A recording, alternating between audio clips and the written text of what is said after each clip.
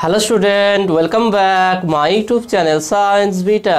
তো প্রিয় ছাত্রছাত্রীরা, আজকে আমি তোমাদের সঙ্গে আলোর প্রতিসরণ চ্যাপ্টারের 5 নম্বর পার্টেতে তোমাদের প্রতিসরণের ফলে যে প্রতিবিম্ব গঠিত হয় তার দুটো কেস আছে। দুটো কেসের মধ্যে একটা কেস এর আগের ভিডিওতে আলোচনা করেছিলাম। অর্থাৎ প্রথম কেস কী ছিল, যে বস্তু থাকবে আমার ঘন মাধ্যমে আর দর্শক বা অবজারভার যে দেখবে সে থাকবে লঘু মাধ্যমে। সেখান থেকে যে আপাত সরণটা কত হয়েছিল বা আপাত গভীরতাটা কত হয়েছে সেটা নির্ণয় করেছিলাম, আর আপাত সরণটা কত সেটাও নির্ণয় করেছিলাম।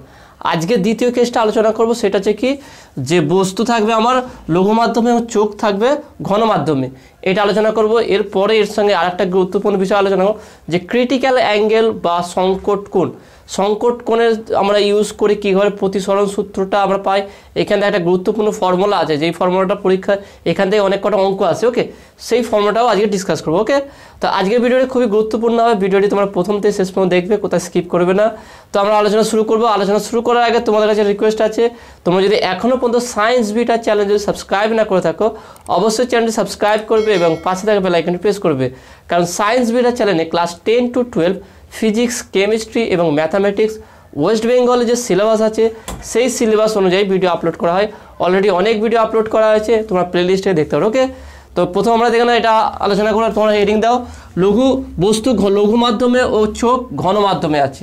সেক্ষেত্রে আপাত গভীরতাটা কত হবে এবং আপাত সরণটা কত হবে সেটা আমরা প্রথমে ক্যালকুলেট করবো। তো এখানে খুবই সহজে আগের ভিডিও যেমন দেখে থাকো, আজকের ভিডিও আরও খুব ইজিলি তোমরা এটা বুঝতে পেরে যাবে। তা ধরলাম এটা হচ্ছে আমার বিভেদ তল, তাহলে এটা হচ্ছে আমার জল,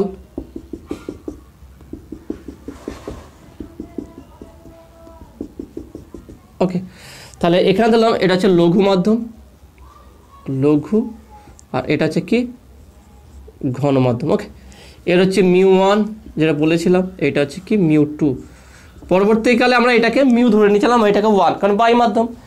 তাহলে আমার কি আছে, বস্তু আছে কোথায়, লঘু মাধ্যমে আছে। ওকে, এখানটায় কোনো একটা বস্তু আছে। তাহলে ধরলাম এখানে কোনো একটা বস্তু আছে এই পজিশানে। তাহলে এখান থেকে আলোক রশ্মি এখানে আসবে, অবজারভার এখানে আছে। ধরলাম কেউ একজন এখানে জলের মধ্যে আছে, সে দেখছে। ওকে, দেখছে সে। তাহলে আলো এখান থেকে আসছে, তাহলে এইভাবে আসছে ধরলাম। আর আরেকটা যাবে কি, এইভাবে লম্বলম্বিভাবে। যে আলো লম্বলম্বিভাবে যাবে তার কোনো চ্যুতি ঘটবে না, সোজাসুজি সেটা বেরিয়ে যাবে। ওকে, এইভাবে সোজাসুজি বেরিয়ে যাবে। তাহলে এটা হচ্ছে পি বিন্দু, যেখানে আমার বস্তুটা আছে। এইভাবে আমার আলোটা কি হলো, এখানটায় বিভেদ তলের মধ্যে আপতিত হলো। এবার এখানে যদি আমি অবিলম্বটা টানি, তাহলে আলোটা প্রতিসরণ ঘটবে। প্রতিসরণ ঘটে কেমন আসবে, প্রতিশ্রুতি হয়ে কী আসবে, এটা অবিলম্বের কাছাকাছি চলে আসবে, অর্থাৎ এইভাবে চলে আসবে। অর্থাৎ আপাতন কোণ এটা আই, এটা প্রতিসরণ কোণ আর।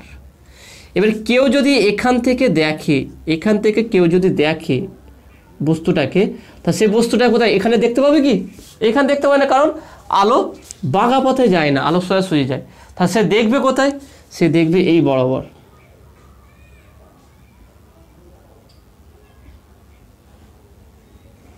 তাহলে সে বস্তুটাকে এখানটায় দেখবে। ভালো করে দেখে নাও, অবজারভার যখন এখান থেকে দেখবে, সে দেখবে কি, ভালো করে আমি আরেকটু দেখিয়ে দিচ্ছি, সেটা কী হবে দেখে নাও। তাহলে বস্তুটাকে সে এইভাবে দেখবে, এইভাবে দেখবে এখানটায়। ওকে, তাহলে বস্তুটা দেখবে কোথায়, এখানটায় আছে, কিন্তু অ্যাকচুয়ালি বস্তুটা কোথায় আছে, পি বিন্দুতে। তাহলে এটা হচ্ছে দিলাম কিউ বিন্দু, আমার কিউ বিন্দু। ওকে, এটাকে আমি এ দিলাম, A B. Okay, A B. তাহলে আগেরটাই কেস জাস্ট উল্টে গেছে। পুরো ডিটেলসটা তোমাদের আমি আরও ভালো করে বুঝিয়ে দিচ্ছি। আমার বস্তু আছে লঘু মাধ্যম, লঘু মাধ্যম, আর অবজারভার বা দর্শক যে আছে সে ঘন মাধ্যমে আছে। তাহলে বস্তু যখন লঘু মাধ্যম থেকে এসে দুই মাধ্যমে বিভেদ তলে আপতিত হবে, হয়ে যখন এখান থেকে আলোটা লঘু মাধ্যমে প্রতিষ্ঠিত হবে, তখন অবিলম্বের কাছাকাছি চলে আসবে। অর্থাৎ এখানে যে আপাতন কোণটা হবে তার থেকে প্রতিসরণ কোণটা কী হবে, বেশি হয়ে যাবে। ওকে, কম হবে, প্রতিসরণ কোণটা কম হবে এখানটায়। তাহলে এই কোণটাকে আমি দেখাচ্ছি, এটা কি হচ্ছে আমার আই কোণ, আই। ওকে, এবার কেউ যদি এখান থেকে দেখে বস্তুটাকে, সে বস্তুকে নিশ্চয়ই এইভাবে বাঁকা অবস্থায় দেখবে না, এখানে সোজাসুজি দেখবে। তাহলে এখান থেকে যদি দেখে তাহলে এইভাবে ডট ডট করে এর সোজাসুজি যেখানে হবে সেখানটায় বস্তুটা থাকবে। তাহলে আপাত গভীরতা এখানে তাহলে পেলাম কত, তাহলে বস্তুর আপাত উচ্চতা, তাহলে এখানে উচ্চতা হবে গভীরতা, জলের ভিতরে থাকলে গভীরতা, তাহলে উপর থাকলে উচ্চতা, তাহলে আপাত উচ্চতা আমি কত হবে সেটা হচ্ছে এ কিউ। এবং বস্তুর প্রকৃত উচ্চতা অর্থাৎ বিভেদ তল থেকে এখান থেকে এই এ বিন্দু থেকে প্রকৃত উচ্চতা কত হচ্ছে সেটা হচ্ছে এপি। ওকে, আর বস্তুর আপাত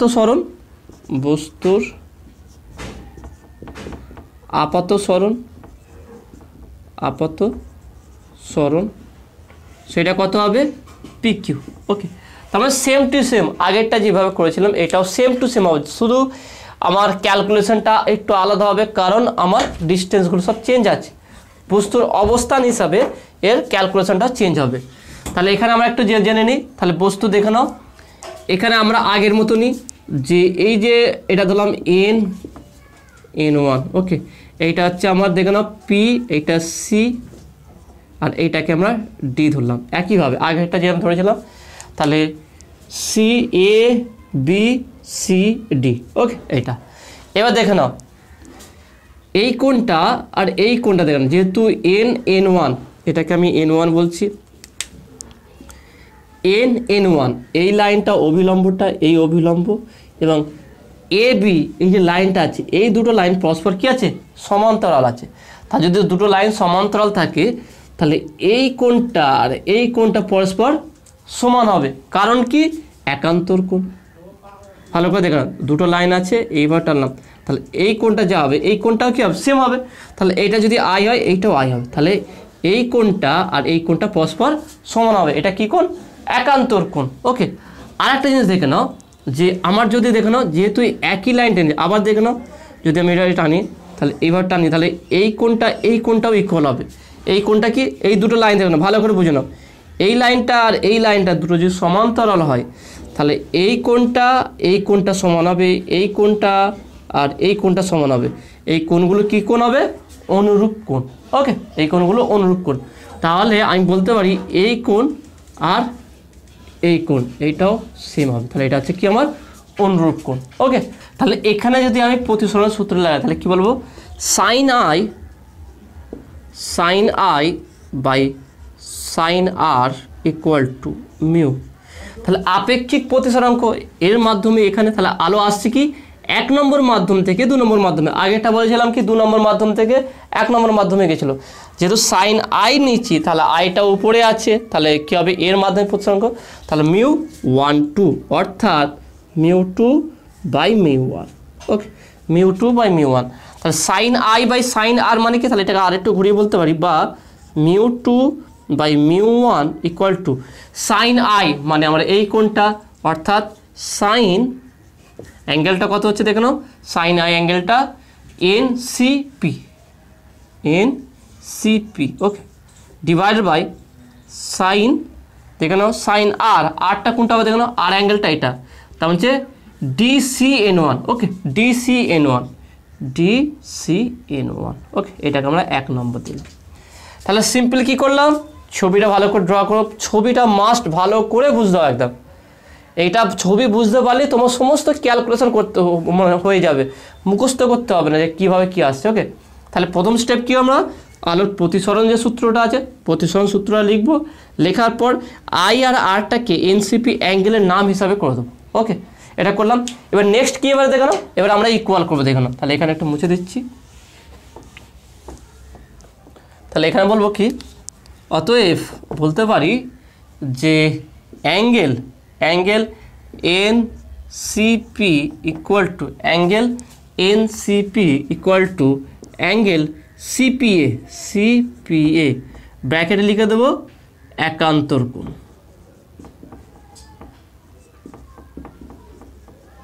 ওকে, একান্তর কোণ। নেক্সট কী হবে দেখে নাও, অ্যাঙ্গেল ডিসিএন1 N1 DC N1 equal to angle আমরা বলতে পারি CQA দেখে নাও DCN1 এই অ্যাঙ্গেল অর্থাৎ আর অ্যাঙ্গেলটাকে আমরা বলতে পারি অ্যাঙ্গেল CQA। তার মানে এই অ্যাঙ্গেলটা সেম, দুটোই সেম আছে, কিলো ব্র্যাকেটে অনুরূপ কোণ। ওকে, তাহলে অনুরূপ কোণ হয়ে গেল আর একান্তর কোণ হয়ে গেল। তাহলে এই মানটা এইখানে এনসিপি আর ডিসিএনটা রিপ্লেস করে আমি এইটা বসাবো। তাহলে বলতে পারি অতএব 1 নম্বর সমীকরণ থেকে পাই 1 নম্বর সমীকরণ থেকে পাই, তাহলে এখান থেকে আমরা কি বলতে পারি দেখো না। তাহলে 1 নম্বর সমীকরণের মানটা আমরা বসিয়ে দিলে আমরা কি পাবো দেখে নাও। তাহলে μ2 by μ1 equal to μ2 by μ1 equal to sine NCP যা কি CPA angle CPA divided by CPA divide sine CPA, তারপরে অ্যাঙ্গেল দেখে নাও ডিসিএন1 যাই কী করবো সিকিউএ অ্যাঙ্গেল সিকিউএ। ওকে, এটা হয়ে গেল। এবার দেখে নাও এইখানটায় হচ্ছে এবার আমরা ত্রিকোণমিতির যে সূত্রটা আছে আগেরটা যেমন লাগিয়েছিলাম সেভাবে এখানেও লাগাবো। দেখে নাও আগের তোমাদের বারবার বলছি এর আগের ক্লাসটা অবশ্যই তোমরা দেখবে, এর আগের অর্থাৎ 4 নম্বর পার্টটা, কারণ 4 নম্বর পার্টটাই ঘন মাধ্যম আমরা বস্তুটাকে রেখেছিলাম সেম টু সেম এখানে ক্যালকুলেশন আছে, শুধু চেঞ্জিংটা হচ্ছে বস্তুর পজিশন হিসাবে। তাহলে দেখে নাও, তাহলে এখানে বসাতে পারি তাহলে বা μ2 বাই μ1 ইকুয়াল টু, আচ্ছা দেখে নাও এখানে এবারে সাইন সিপিএ অর্থাৎ এই কোণটা। তাহলে আমরা এই ত্রিভুজ থেকে বলতে পারি, ভালো করে দেখে নাও, আমি পাশে লিখেও দিচ্ছি তোমাদের বোঝার জন্য। আমি যদি এখানে দেখাই যে ত্রিভুজ সিপিএ এই ত্রিভুজ থেকে, তাহলে এই ত্রিভুজ থেকে এইটা হচ্ছে আমার থিটা অ্যাঙ্গেল সাইন থিটা, এটা থিটা অ্যাঙ্গেল, এটা সমকোণী ত্রিভুজ। দেখে নাও সিপিএ এটা হচ্ছে সমকোণী একটা ত্রিভুজ, এটা যদি অ্যাঙ্গেল থিটা হয় তাহলে এটা ভূমি, এটা লম্ব, তাহলে সাইন থিটা অর্থাৎ সাইন আই বা সাইন অ্যাঙ্গেল সিপিএ তা সাইন আই ইকুয়াল টু কি লম্ব বাই অতিভুজ। তাহলে লম্ব কোনটা আছে, লম্ব হচ্ছে সিএ, তাহলে সিএ বাই কী হবে লম্ব বাই অতিভুজ, তার মানে সিপি। ওকে, সিপি বা পিসি যেটা আমরা বলতে পারি। অনুরূপভাবে একইভাবে বড় ত্রিভুজটা নিয়ে নাও এবারে সিকিউএ, এই বড় ত্রিভুজটা যেটাকে আমরা এখানে ড্র করলাম, অর্থাৎ এই ত্রিভুজটাকে নিয়ে নাও,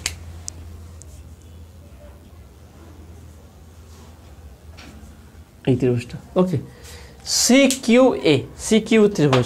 ত্রিভুজ সিকিউএ, এই ত্রিভুজ থেকে একইভাবে সাইন অ্যাঙ্গেল সিকিউএ ইকুয়াল টু, অর্থাৎ এইটা হচ্ছে থিটা। ওকে, সাইন থিটা কি ফর্মুলা, লম্ব বাই অতিভুজ, তাহলে এক্ষেত্রে এইটা লম্ব আর এইটা হচ্ছে অতিভুজ, অর্থাৎ সিএ লম্ব বাই অতিভুজটা কি সিকিউ।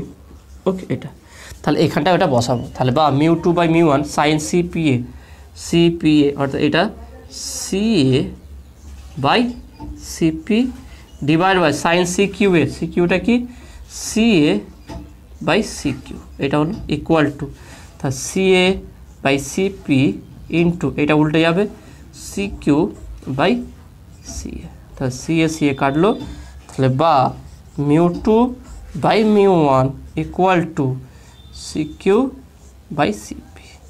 তাহলে এইটাকে আমরা 2 নম্বর নাম দিলাম। ব্যাস, প্রায় কাজ কমপ্লিট হয়ে গেছে। এবারে আমরা একটু স্পেশাল কেস নেবো, সেই স্পেশাল কেসটা কি দেখে নাও।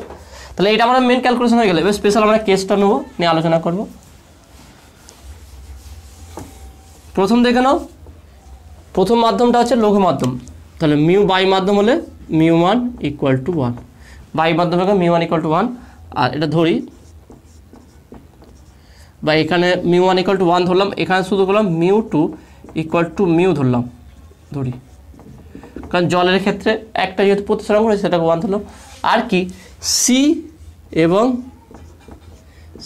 সি বা এখানে এবং না দিয়ে আমি ডাইরেক্ট এখানে লিখে দিচ্ছি যে সি এবং এ বিন্দু খুব কাছাকাছি কাছাকাছি অবস্থিত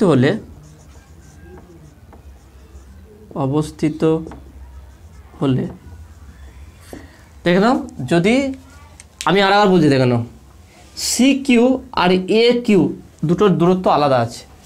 সি কিউ আর এ কিউ দূরত্ব আলাদা আছে, কারণ এই দূরত্ব ডিস্টেন্সটা আলাদা আছে বলে। এখানে কার দূরত্ব বেশি হচ্ছে? সি কিউ, কারণ এটা অতিভুজ। এবার আমি বলছি সি বিন্দুটা যত এ বিন্দুর খুব কাছাকাছি হবে, অর্থাৎ এই সি বিন্দুটা যদি এই বিন্দুর কাছাকাছি নিয়ে যায়, তাহলে সি কিউ আর এ কিউ এর দূরত্ব কি ইকুয়াল হওয়ার চেষ্টা হবে। আমার সি বিন্দুটাকে ধরে যদি এই বিন্দুতে বসিয়ে দিই, তাহলে সি কিউ আর এ কিউ দূরত্ব কী হবে? সেম হয়ে যাবে। ভালো করে বোঝার চেষ্টা করো। এখানে একটা লাইন আছে, এখানে একটা লাইন আছে, তাহলে এখানে ধরলাম এটা হচ্ছে আমার কি এ, এটা হচ্ছে সি, এটা হচ্ছে আমার কিউ। তাহলে এই দূরত্বটা আর এই দূরত্বটা ইকুয়াল হবে তখনই যখন সি বিন্দুটা এ বিন্দুটা একই বিন্দু হয়ে যাবে। মানে সি আর এ যদি একই বিন্দু হয়ে যায়, তাহলে এই দূরত্ব পরস্পর সমান হয়ে যাবে। অর্থাৎ সি বিন্দুটা এ বিন্দুর যত কাছাকাছি অবস্থিত হবে, অর্থাৎ যত কাছাকাছি যাবে, তত এই দূরত্ব খুব মানে ডিফারেন্সটা খুবই কম হবে, অর্থাৎ এই দূরত্ব প্রায় সমান হয়ে যাবে। তাহলে এক্ষেত্রে আমরা ধরছি যে সি এবং এ বিন্দু খুব কাছাকাছি অবস্থিত হলে, তা যদি অবস্থিত হয় খুব কাছাকাছি, তাহলে আমরা এখানে বলতে পারবো যে C Q nearly equal to C Q nearly equal to, তাহলে এটা যদি এখানে চলে আসে তাহলে কী হবে? এ কিউ হয়ে যাবে। এবং CP nearly equal to AP. ভালো করে দেখে নাও, যদি সি বিন্দুটা এ বিন্দুর খুব কাছাকাছি অবস্থিত হয়ে যায়, তাহলে সি কিউ, সি থেকে কিউ এর দূরত্ব যা হবে, এ থেকে কিউ এর দূরত্ব সেম হবে, যদি সিটা এর কাছাকাছি হয়ে যায়। ওকে, এর আগের ভিডিওতে ওইগুলো আলোচনা করেছিলাম। তাহলে C Q nearly equal to A Q এবং CP nearly equal to AP. তাহলে এখানটা মানটা বসাবো। তাহলে যদি মানটা বসাই তাহলে আমরা কী পাচ্ছি দেখে নাও। তাহলে এখানটা বলতে পারি, তাহলে বা মিউ টুটা কত আছে? মিউ শুধু ডিভাইড বাই মিউ ওয়ানটা 1 equal to A Q by AP. এবারে আমার আপাত গভীরতা, আপাত উচ্চতাটা কোনটা ছিল? A Q. তাহলে বলতে পারি তাহলে বা A Q equal to mu AP. Okay, mu AP. এবং তাহলে বলতে হয় যদি জল মানে বস্তুর প্রকৃত উচ্চতা, যদি বস্তুর প্রকৃত উচ্চতা ইকুয়াল টু ডি, যদি ডি হয়ে যায়, অর্থাৎ এপি ইকুয়াল টু যদি ডি হয়, তাহলে এখান থেকে বলতে পারি কি? তাহলে অতএব বলতে পারি বস্তুর আপাত উচ্চতা A Q equal to mu D. তাহলে মিউ ইন্টু ডি, আগে ছিল ডি বাই মিউ, আগেরটা ছিল ডি বাই মিউ, এখানে হচ্ছে কি মিউ ডি, দুটো গুণ ফল হয়ে যাচ্ছে। ওকে, তাহলে বস্তুর আপাত উচ্চতাটা কত হচ্ছে? ওই যে মাধ্যম থেকে দেখছি, অর্থাৎ লঘু মাধ্যমের প্রতিসরাঙ্ক ইন্টু যে লঘু মাধ্যমে বস্তুটা কতটা উচ্চতায় আছে তার উচ্চতাটা। ওকে, তার প্রকৃত উচ্চতা। তাহলে মিউ ইন্টু ডি, এটা হচ্ছে কি বস্তুর আপাত উচ্চতা। এবারে আপাত সরণটা কত মানে সরণটা কত হয়েছে, তাহলে সেটা আমরা নির্ণয় করব। তাহলে বস্তুর আপাত সরণ,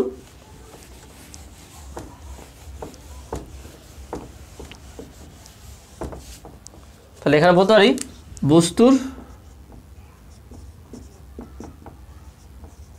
আপাত সরণ। ওকে, সেটা কি? সেটা আমরা ধরো P Q equal to x equal to, তাহলে বা আমি এখানে এইভাবে লিখছি এটাকে, যে আপাত সরণটাকে এক্স বলছি, x equal to P Q. এবার পি কিউ মানে আমরা বলতে পারি কি A Q minus AP. A Q থেকে এপি বাদ দিলেই আমরা পি কিউ পেয়ে যাচ্ছি। তাহলে বা x equal to A Q হচ্ছে কত? এ কিউ পেয়েছি mu into D divide by AP হচ্ছে শুধু ডি। তাহলে বা এক্স ইকুয়াল টু যদি ডি কমন নিই, মিউ মাইনাস 1 ইন্টু ডি। তাহলে এটা হচ্ছে কি আমার আপাত সরণ। তাহলে দেখে নাও, অর্থাৎ বস্তুটা ঘন মাধ্যমে থাকলে সেখানে আপাত গভীরতাটা এবং আপাত সরণ কত হবে সেই মানটা, এবং বস্তু যখন লঘু মাধ্যমে থাকবে সেখানে আপাত সরণ বা আপাত উচ্চতা সেটা সম্পূর্ণ আলাদা হবে। ওকে, সেই মানগুলো দেখো খুব কাছাকাছি, শুধু একটু মনে রাখলে যে ওইটা ভাগ ছিল এখানে গুণ হয়ে যাবে। ডি বাই মিউ ছিল গভীরতার ক্ষেত্রে, এখানে ডি ইন্টু মিউ হয়ে যাবে গুণফল। ওকে, সবই এখানে গুণফল আকার চলে আসছে, মিউ মাইনাস 1 ইন্টু ডি এইটা থাকবে। ওকে, তো আশা করি তুমি এটা ব্যাপারটা বুঝতে পেরেছো। দেখে নাও আগেরটা যদি দেখে তোমরা যদি ভিডিওটা দেখে থাকো এটা খুবই সহজ তোমার কাছে হয়ে যাবে। তো নেক্সট একটা গুরুত্বপূর্ণ বিষয় যারা আলোচনা করবো আজকে সেটা যে কি সংকট কোণ। ওকে, ক্রিটিক্যাল অ্যাঙ্গেল বা টোটাল ইন্টারনাল রিফ্লেকশন সেটা বা পূর্ণ অভ্যন্তরীণ পূর্ণ প্রতিফলন এটা কি সেটা আমরা আলোচনা করবো। দেখুন প্রথমে আমরা সংকট কোণটা বুঝে নিই।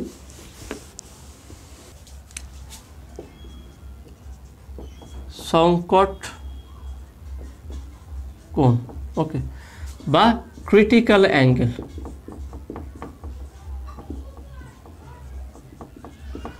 ক্রিটিক্যাল অ্যাঙ্গেল সেটা কি দেখো না, আমরা সাধারণত জানি কি দুটো কেস ভালো করে দেখে নাও। এটা ধরলাম দুই মাধ্যমের বিভেদ তল, এটা হচ্ছে লঘু, এটা হচ্ছে ঘন মাধ্যম। ওকে, তাহলে এটা হচ্ছে অবিলম্ব ধরলাম। তাহলে আলো যখন লঘু মাধ্যম থেকে ধরলাম এখান থেকে আসছে, আলো আমার লঘু মাধ্যম থেকে আসছে এইভাবে, তাহলে আলো যখন লঘু মাধ্যম থেকে আসে ঘন মাধ্যমে আপতিত হবে তখন প্রতিষ্ঠিত রশ্মি, যে রশ্মিটা প্রতিষ্ঠিত ভিতরে প্রবেশ করবে সেই প্রতিষ্ঠিত রশ্মিটা কী করবে অবিলম্বের কাছাকাছি সরে আসবে, অর্থাৎ এইভাবে সরে আসবে। অর্থাৎ এখানে যে কোণটা হবে তার থেকে এই কোণটা কী হবে ছোট হবে, অর্থাৎ আই গ্রেটার দ্যান আর হবে। সোজা কথা দেখুন, আলো যখন লঘু মাধ্যম থেকে ঘন মাধ্যমে আসবে তখন প্রতিসরণ কোণটা আপতন কোণের থেকে কম হবে, অর্থাৎ প্রতিসরণ রশ্মিটা অবিলম্বের কাছাকাছি সরে আসবে। ঠিক এর বিপরীতটা আমরা নিই, বিপরীত নিলে কী হবে দেখুন। ওকে, এটা হচ্ছে অবিলম্ব। তাহলে আলো যদি আমার লঘু, এটা হচ্ছে লঘু মাধ্যম, এটা ঘন মাধ্যম, এটা হচ্ছে লঘু মাধ্যম। তাহলে আলো যদি ঘন মাধ্যম থেকে গিয়ে লঘু মাধ্যমে আপতিত হয় তো সেখান থেকে কী হবে অবিলম্ব থেকে দূরে সরে যাবে।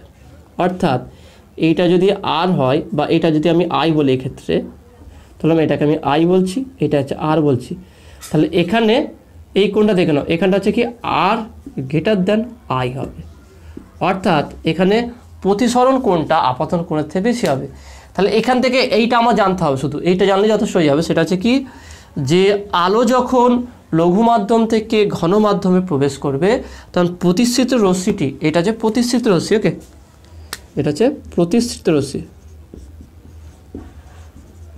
স্মৃত রশ্মি। ওকে, তাহলে প্রতিষ্ঠিত রশ্মিটি অবিলম্বের কাছাকাছি চলে আসবে, কাছে চলে আসবে, ক্লোজ হয়ে যাবে একটু। ওকে, এখানে যতটা ডিস্টেন্স ছিল এখানে দূরত্বটা আরও কাছে মানে আরও কম হয়ে যাবে। অর্থাৎ লঘু মাধ্যম থেকে আলোক রশ্মি যখন ঘন মাধ্যমে প্রবেশ করবে তখন প্রতিষ্ঠিত রশ্মিটি অবিলম্বের কাছাকাছি সরে আসবে। এর বিপরীত কেসটা করবে কি, আলো যখন ঘন মাধ্যম থেকে লঘু মাধ্যমে যাবে তাহলে প্রতিষ্ঠিত রশ্মিটি, যেটা আলো প্রতিষ্ঠিত হবে লঘু মাধ্যমে যে রশ্মিটা যাবে সেটা কী হবে অবিলম্ব থেকে দূরে সরে যাবে। সোজা কথা ফাঁকা জায়গা হলেই সে ডিস্টেন্স হয়ে যাবে, আর খুব ক্লোজ জায়গা মানে খুব ঘন হলে কাছাকাছি থাকবে। তার মানে যখনই উন্মুক্ত পাবে সেখানেই ফাঁকাটা হয়ে যাবে, মানে তাদের ডিস্টেন্সটা বেড়ে যাবে। তাহলে লঘু মাধ্যমের কোণটা সর্বদা, এটা মনে রাখবে, লঘু মাধ্যমের কোণটা সর্বদা বেশি হবে, ঘন মাধ্যমের কোণটা সর্বদা কম হবে। ওকে, এবার আমরা এই কেসটা নিয়ে সংকট কোণটা নিয়ে আলোচনা করব। তাহলে দ্বিতীয় কেসটা, ওকে আমরা দ্বিতীয় কেসটা নিয়ে আলোচনা করব।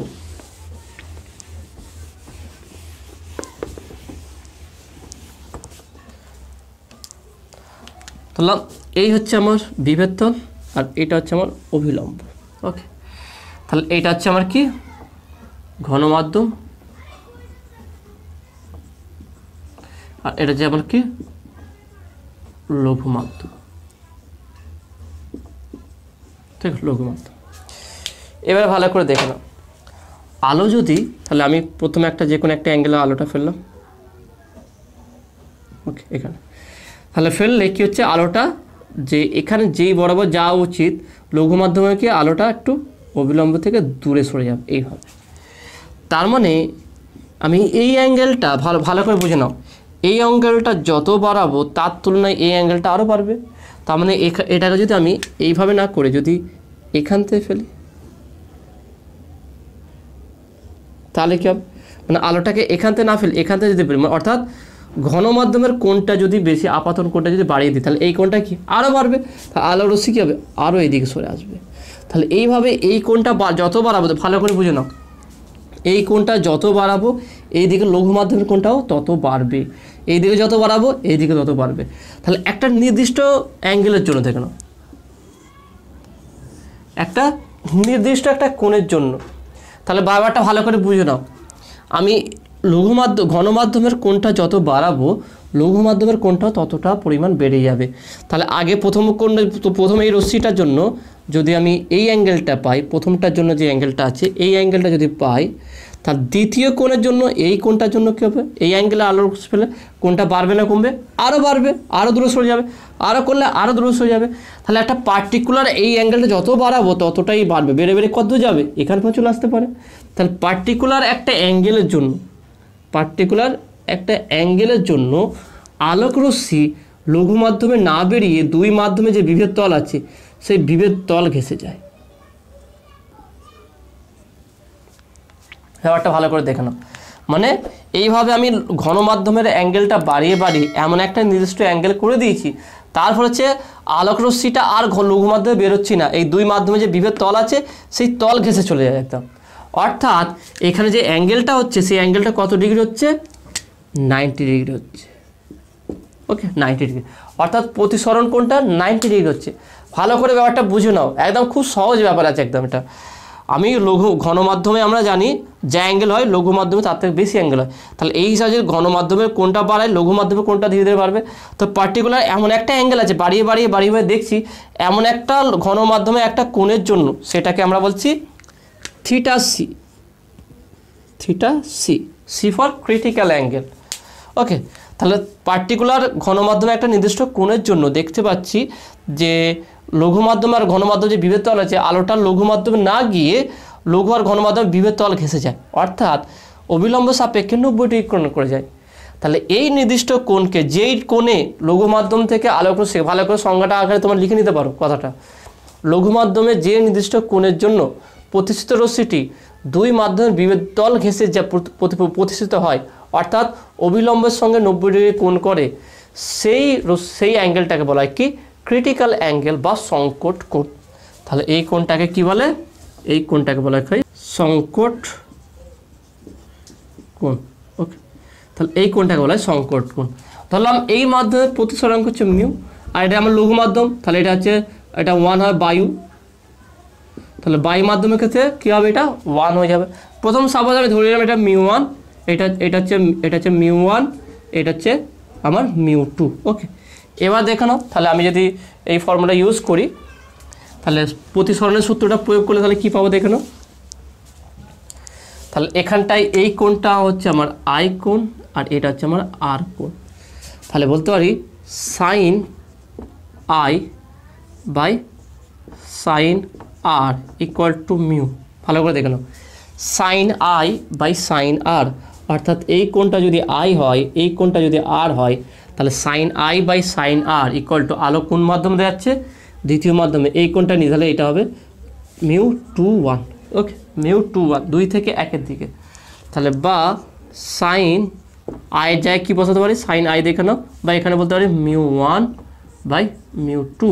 ওকে, তাহলে সাইন আয়ের জায়গা দেখে নাও, আইটা কি আছে, theta C divide by sine আরটা কী আছে আমার দেখে নাও, এখানে আর হচ্ছে কত, আর ইকুয়াল টু 90 ডিগ্রি সংকট কোণের ক্ষেত্রে। তাহলে sine 90 degree equal to mu 1টা হচ্ছে 1 আর মিউ 2 হচ্ছে শুধু মিউ। তাহলে বা বলতে পারি sine theta C equal to 1 by mu. তাহলে বা theta C equal to sine inverse 1 by mu. তাহলে এইটা হচ্ছে ক্রিটিক্যাল অ্যাঙ্গেল নির্ণয়ের ফর্মুলা। তাহলে কোনো মাধ্যমের যদি প্রতিসরাঙ্ক বলে দেওয়া থাকে, সেই মাধ্যমের ক্রিটিক্যাল অ্যাঙ্গেল বা সংকট কোণ কি সেইটা যদি বের করতে দেয়, খুব সহজেই আমরা এটা বের করতে পারবো। তো এটা ছোট্ট একটা ফর্মুলা, এটা মানে এটা এখান থেকে অনেক কটা অঙ্ক আছে। ওকে, যখন তোমাদের প্রবলেম সেট 1 করাবো সেখানে তোমাদের এটা ভালো করে বুঝিয়ে দেবো যে কীভাবে এগুলো আমরা ইউজ করছি। ওকে, তো আসলে তুমি এটা বুঝতে পারছো। নেক্সট এরই সঙ্গে আর একটা আছে, সেটা হচ্ছে কি অভ্যন্তরীণ পূর্ণ প্রতিফলন বা টোটাল ইন্টারনাল রিফ্লেকশন। সেটা কি দেখে নাও।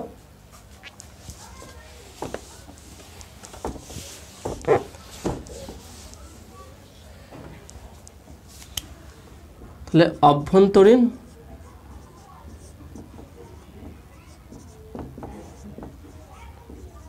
পূর্ণ প্রতিফলন। ওকে, অভ্যন্তরীণ পূর্ণ প্রতিফলন। তা সেটা কি? তাহলে আমরা দেখুন এরপরে এই ক্রিটিক্যাল অ্যাঙ্গেলে এই কনসেপ্টটি এখন হয়ে যাবে। তাহলে আমরা সংকট কোণ বলতে কি কোণটা বোঝায়? যে ঘনমাধ্যম থেকে লঘু মাধ্যমে আলো প্রতিষ্ঠিত হওয়ার সময় ঘনমাধ্যমের একটা নির্দিষ্ট কোণের জন্য বা যেই কোণের জন্য প্রতিষ্ঠিত রশ্মিটি ঘনমাধ্যম এবং লঘু মাধ্যমে যে বিভেদ তল আছে সেই তল ঘেঁষে যায়, অর্থাৎ প্রতিষ্ঠিত রশ্মিটি অবিলম্ব সাপেক্ষে 90 ডিগ্রি কোণ করে। তা সেই কোণটাকে আমরা বলছি কি? সংকট কোণ। তাহলে আমরা সংকট কোণ কী বুঝলাম? যে এমন একটা কোণ হবে তাহলে লঘু মাধ্যম ও ঘনমাধ্যম ঘেঁষে আলোটা প্রতিষ্ঠিত হবে। তাহলে এবারে বুঝে নাও, যদি আমি সংকট কোণের থেকে বেশি কোণে আলো যদি আপতিত করি তখন কী হবে? দেখো ভালো করে ব্যাপারটা বুঝে নাও। সংকট কোণে ফেললে কী হচ্ছে? আলোটা দুই মাধ্যম বিভেদ তল ঘেঁষে চলে যাচ্ছে। তা সংকট কোণের থেকে যদি বেশি কোণে আলো আপতিত করি লঘু মাধ্যম ঘনমাধ্যম থেকে, তাহলে আলো আর কী করবে? লঘু মাধ্যমে না ফিরে গিয়ে ঘনমাধ্যমে চলে আসবে এইভাবে। তার মানে বলছি যে আলোকে আমি এমন একটা কোণে ফেলেছি যেটা সংকট কোণের থেকেও বেশি। সংকট কোণে যে এক্সট্রিম একটা পয়েন্ট, সেই পয়েন্টটা কী হচ্ছে? না লঘু মাধ্যমে যাবে না ঘন মাধ্যমে যাবে, দুই তলের বিভেদ তল ঘেঁষে আলোটা প্রতিষ্ঠিত হচ্ছে। কিন্তু যদি আমি আলোটা সংকট কোণের থেকেও বেশি কোণে আপতিত করি তাহলে আলোটার এই গা ঘেঁষে যাবে না, পুরো একদম পুরোপুরি যেই মাধ্যমে আলোটা আপতিত হয়ে আলোর প্রতিফলন হওয়ার পর আলোটা সেই মাধ্যমে প্রতিফলিত হয়ে যাবে, অর্থাৎ কোনো আলো প্রতিসরণ ঘটবে না। তাহলে এই ঘটনাটাকে বলা যায় কি? আলোর পূর্ণ প্রতিফলন, অভ্যন্তরীণ পূর্ণ প্রতিফলন। অভ্যন্তরীণ পূর্ণ প্রতিফলন।